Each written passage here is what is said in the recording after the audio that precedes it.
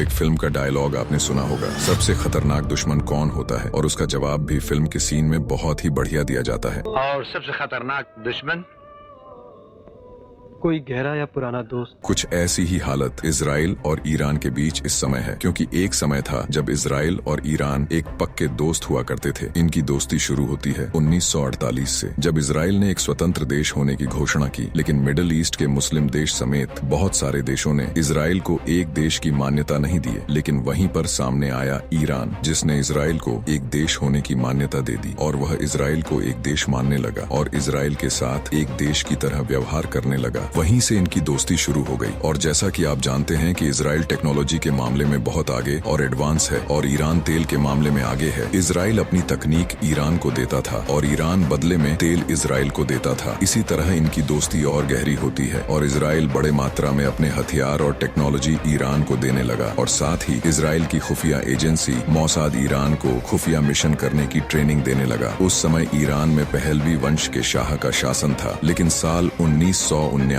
में ईरान में बहुत बड़ा बदलाव हुआ, और इसी बदलाव के बाद इजराइल और ईरान के बीच मतभेद शुरू होने लगे। इस बदलाव से इजराइल की मुसीबतें और बढ़ने वाली थीं। 1979 में आयतुल्लाह खुमैनी की क्रांति ने पूरी तस्वीर बदल दी। आयतुल्लाह खुमैनी ने गद्दी पर बैठे शासक शाह को उखाड़ फेंका और ईरान में इस्लामिक गणतंत्र लागू कर दिया। और खुमैनी ने खुद को ईरान का रक्षक बताने लगा, और साथ ही ईरान के मित्र देश अमेरिका और इजराइल के साम्राज्यवाद को नकारने की योजना को अंजाम दिया, जिससे इजराइल और ईरान के बीच हालात बिगड़ने लगे और इजराइल ने ईरान से अपनी मित्रता खत्म कर ली। हालात इतनी बिगड़ गई थी कि ईरान इजराइल के नागरिकों के पासपोर्ट को मान्यता भी देना बंद कर दिया, और ईरान की राजधानी तेहरान में स्थित इजराइल के दूतावास को फिलिस्तीन लिबरेशन ऑर्गेनाइजेशन के हवाले कर दिया, यानी इजराइल का दूतावास फिलिस्तीन को दे दिया। ईरान आक्रामक अंदाज में अपने सारे काम कर रहा था जो वह करना चाहता था। ईरान के कई नेता फिलिस्तीन के साथ लेबनान में गोरिल्ला युद्ध का प्रशिक्षण ले चुके थे। ईरान खुद को एक शक्तिशाली इस्लामी देश साबित करने में जुटा था। ईरान ने फिलिस्तीन का मुद्दा उठाकर इजराइल को दुश्मन बनाने की कोशिश भी की, लेकिन ईरान का ये मुद्दा ज्यादा कामयाब नहीं हुआ। लेकिन आयतुल्लाह खुमैनी ने फिलिस्तीन पर दावा करना नहीं छोड़ा। लेकिन फिर भी इन देशों में वैसी दुश्मनी नहीं थी जैसी आज है। उस समय वहाँ का माहौल ऐसा था जैसा कि आज हमारे भारत और पाकिस्तान के बीच POK को लेकर है। इजराइल और ईरान के बीच तब ज्यादा हालात गंभीर होने लगे जब इजराइल को पता चला कि ईरान उन देशों को हथियार सप्लाई कर रहा है जिनसे इजराइल की दुश्मनी है। मीडिया रिपोर्ट से पता चला कि ईरान सीरिया, यमन और लेबनान को हथियार सप्लाई कर रहा है ताकि वहाँ के लड़ाके इजराइल को डराए और धमकाए, और वैसा ही इजराइल के साथ होने भी लगा। 80 के दशक में पहला आतंकवादी संगठन इस्लामिक जिहाद ने फिलिस्तीन की मांग को लेकर इजराइल को परेशान करना शुरू कर दिया, और ईरान इन आतंकवादी संगठनों का समर्थन भी कर रहा था। और यही वह समय था जब ईरान ने हिजबुल्लाह को तैयार किया, जिसने इजराइल को टारगेट बनाना शुरू कर दिया, जिसके चलते इजराइल और ईरान के बीच हालात बहुत गंभीर हो गए, और इनके बीच फिर कभी हालात सुधरे नहीं, और ये दोनों एक दूसरे के दुश्मन बन गए। उसके बाद 1 अक्टूबर मंगलवार की रात को जो कुछ हुआ आप लोगों ने तो देखा ही होगा कि कैसे ईरान ने इजराइल के ऊपर लगभग 200 मिसाइल दागी, और मिसाइल दागने के बाद ईरान का कहना था कि हमने हिजबुल्लाह के प्रमुख नसरुल्लाह का बदला ले लिया। लेकिन इधर से इजराइल ने भी अपना बयान जारी कर दिया कि हम इसका बदला जरूर लेंगे। लेकिन इधर ईरान ने भी साफ साफ कह दिया है, यदि इजराइल की ओर से कोई प्रतिक्रिया आती है तो हम मिसाइल की रफ्तार और भी बढ़ा देंगे। ईरान के सुप्रीम लीडर खेमेनेई ने हजारों लोगों के सामने बंदूक के साथ भाषण देते हुए ये साबित कर दिया है कि ईरान अब पीछे हटने वाला नहीं है, और ईरान युद्ध के लिए पूरी तरह तैयार है। अब देखना ये होगा कि इजराइल अब क्या करता है। ईरान ने इस तरह मिसाइल मारे कि इजराइल को संभलने का मौका तक नहीं मिला, और इजराइल का डिफेंस सिस्टम आयरन डोम और इसके जैसे और भी एंटी मिसाइल सिस्टम फेल हो गए। अभी तो ऐसा लग रहा है कि कोई भी देश पीछे हटने वाला नहीं है। अब ये देखना दिलचस्प होगा कि इजराइल क्या करेगा। दोस्तों, आपको क्या लगता है कि इजराइल क्या कर सकता है? और अभी तक आपने इस चैनल को सब्सक्राइब नहीं किया है तो कर लो, क्योंकि इसी तरह एजुकेशनल वीडियो हम इस चैनल पर लाते रहते हैं। और इजराइल बनाम ईरान के बीच आप किसके साथ हैं?